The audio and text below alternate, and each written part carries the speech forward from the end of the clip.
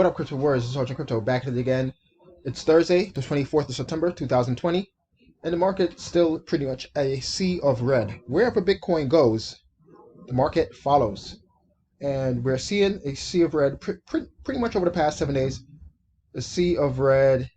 We'll just go to the top 20. I don't even know what this is, this Leo coin, so I'm not even going to, stop there. But yeah, so sea of red, good time to be picking up your favorite projects. Not financial advice. Speaking of projects, we have the BuyDAO from their official Telegram. They're going to be having liquidity tomorrow. They're going to be launching on Uniswap tomorrow. And I just received my tokens in my MetaMask wallet this morning. So it was great to see that notification on my phone and to let me know that I received my MetaMask tokens. Or not my MetaMask tokens. My BuyDAO tokens at MetaMask. Let's get into it. We have a tweet coming out from Alex Mashinsky. I hear a lot of people using the term Cambrian explosion in crypto and take credit for interest income and farming in DeFi. Back in 2017, when no one thought that yield was sexy, we published a white paper explaining how the killer app of crypto is yield. Alex Mashinsky, Celsius Network, killing it. You don't want to mess around in DeFi. You don't understand it too much.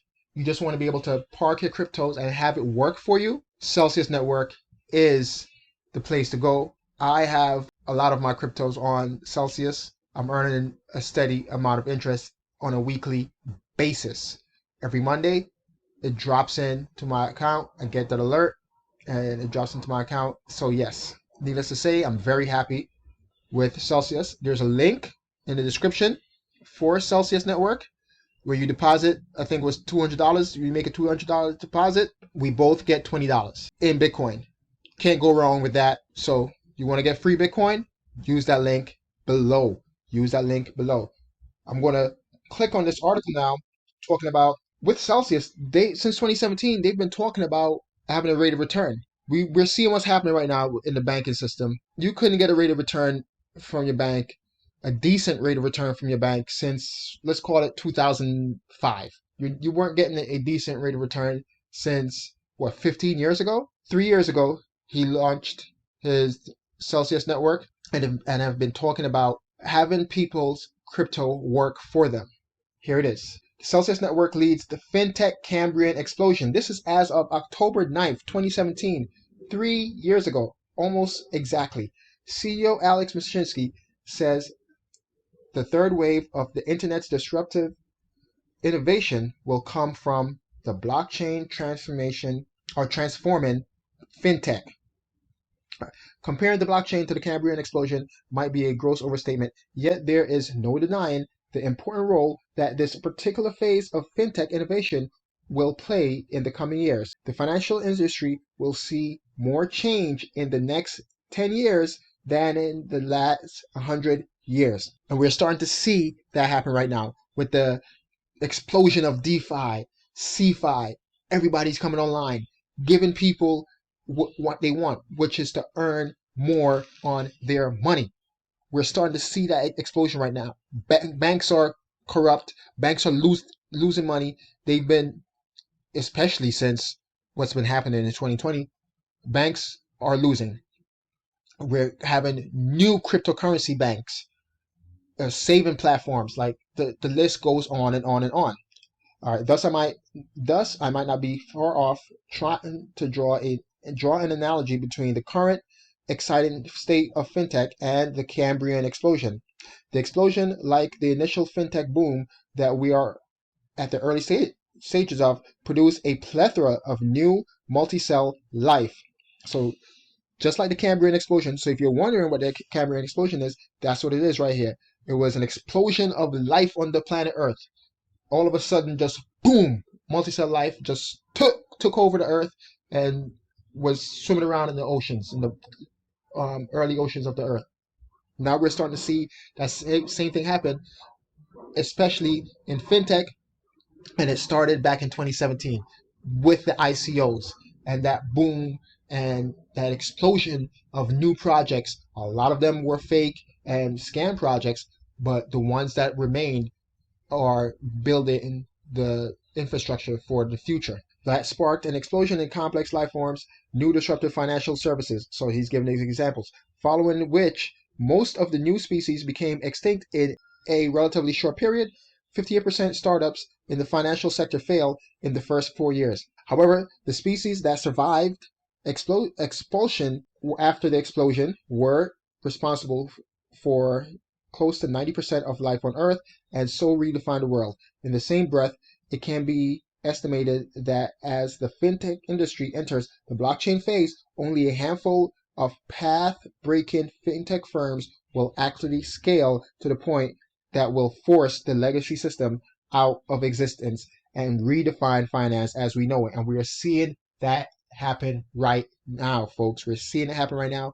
We're seeing that expulsion of great fintech companies, Cash App, Robinhood, all these things, right? And now we're from the ICO phase of 2017 to where we are right now with the DeFi phase and all these yearn finance and sushis and yams and all this stuff, right? Everything is exploding, and they're putting the banks out of business, and I'm all for it.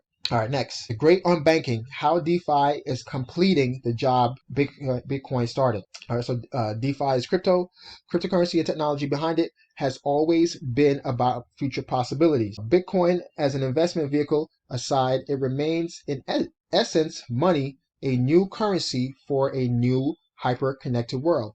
Bitcoin and or DeFi. Bitcoin as money still works like money insofar as it still relies on financial ecosystems around it to keep it alive.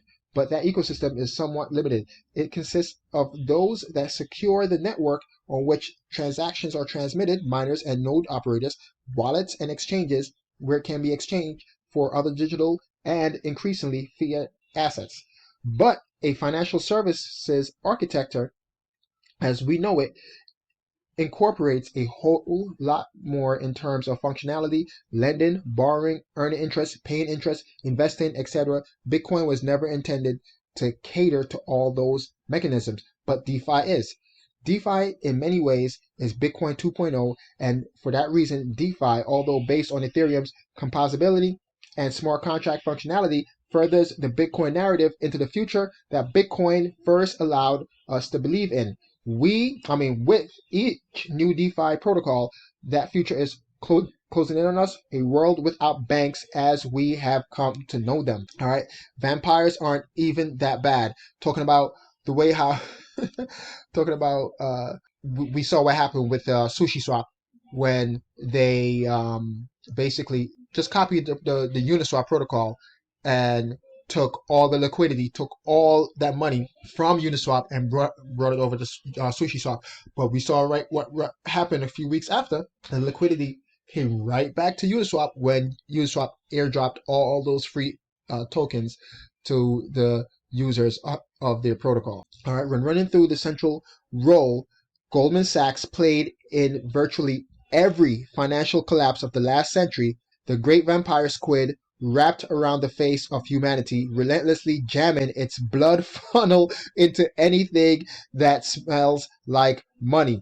And I've stated this before, that all the world's strife, all the world's problems right now, all go back to money. From whether you're talking about injustices when it comes to racism, like everything all goes back to money. And it all goes back to the few that control the money, and there's always spinning up a narrative to make it seem like it's us again versus them and things of that nature. It all comes back to the financials and the people in charge trying to hold on to their power. But with something like crypto, with something like Bitcoin, where it is all inclusive, where you don't have to have $1 million to participate, you're starting to see those walls break. Goldman Sachs was pretty much involved in every financial collapse of the last century and the ones that happened so far in this century. DeFi's vampires probably serve to further the ecosystem by stress testing it. Legacy finance vampires have had only one function, to take money from everyone else to strengthen themselves. So that's the big difference. Although we're seeing that, like the likes of Sushi Swap basically being a clone of Uniswap, it was just a stress test. It's just testing the system. And capitalism works in this sense because what happens? The people all flowed back to Uniswap because they were getting basically a stimulus check, and because they got a stimulus check, they came back to Uniswap and they started using it again. The free market worked. Next, whales profit mightily from lucrative DeFi yield farming, data shows. So if you're using DeFi, right, the gas fees alone are just ridiculous. The safe bet is to use CeFi, something like a Celsius network, where you're able to get that guaranteed 6% on your Ethereum. You're able to get that guaranteed 6% on your Bitcoin up to the first 5 Bitcoins. And guess what? They don't charge you network fees to deposit. Well, not supposed to charge you to deposit, but to withdraw as well. They're not charging you network fees. We just saw the other day that Coinbase just started charging network fees for Ethereum because the gas fees are just stupid. They're just ridiculous and out of this world. You want to do something on DeFi, then you have to, guess what?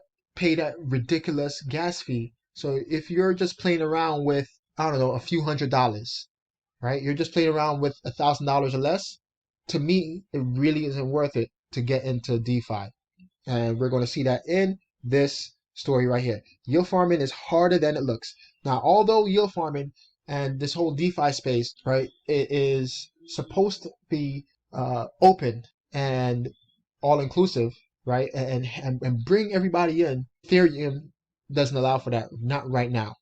And this is why I advocate for something like a Celsius network, because you don't have to worry about that. You don't have to try to get these different yields, 1,000% or more yields, to them around. Because every time you try to chase them, you're just wasting gas fees for the network transactions. These vaults are essentially a set of automated actions that go through multiple protocols to open positions in the highest yielding stablecoin assets. Participants also benefit from the farming of additional tokens in the process, and the account functions like smart savings accounts, only much smarter.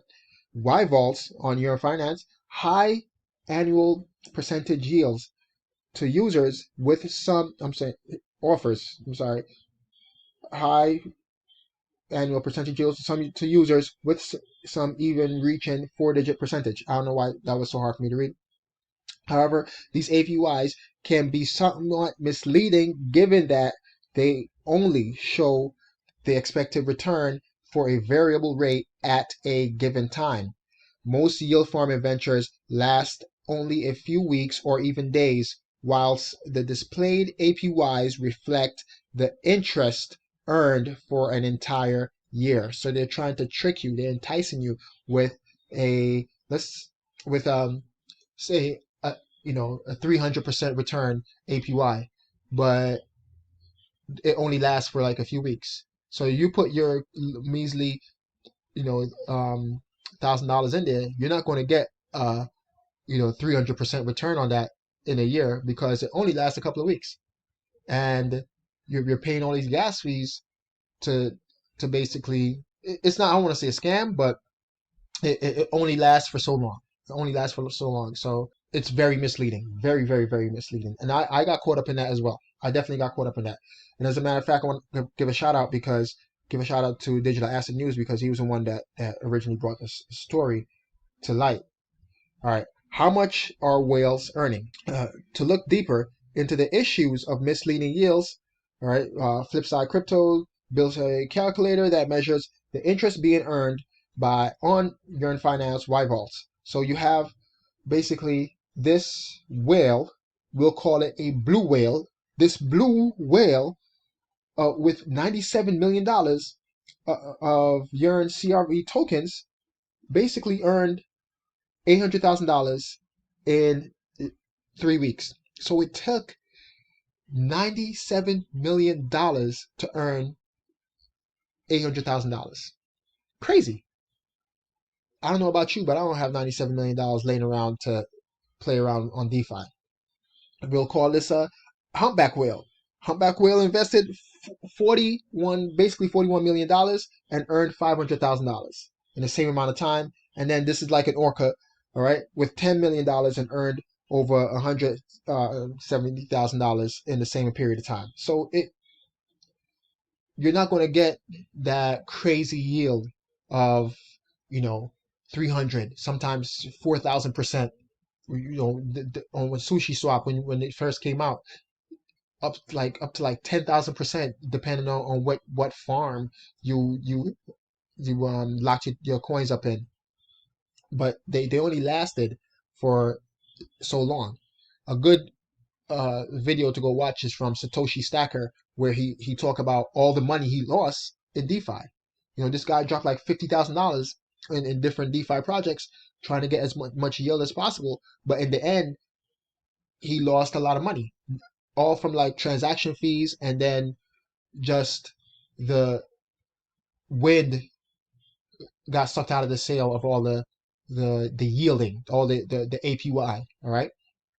Are liquidity pools are worth the risk? To me, no, definitely not. They're not worth the risk. Like I said, I got caught up in it as well, and wanted to play around with the protocols, trying to get as much yield as possible, but it didn't turn out that way. All right. So be careful out there. I think the safest bet is to use something like a Celsius network to get a guaranteed yield on your cryptos and not have to worry about these crazy network fees. You let me know if I'm crazy. Smash that like, hit that subscribe button to get notified when I upload new videos. And thank you for watching. It's Sergeant Crypto, and I'm out. Peace.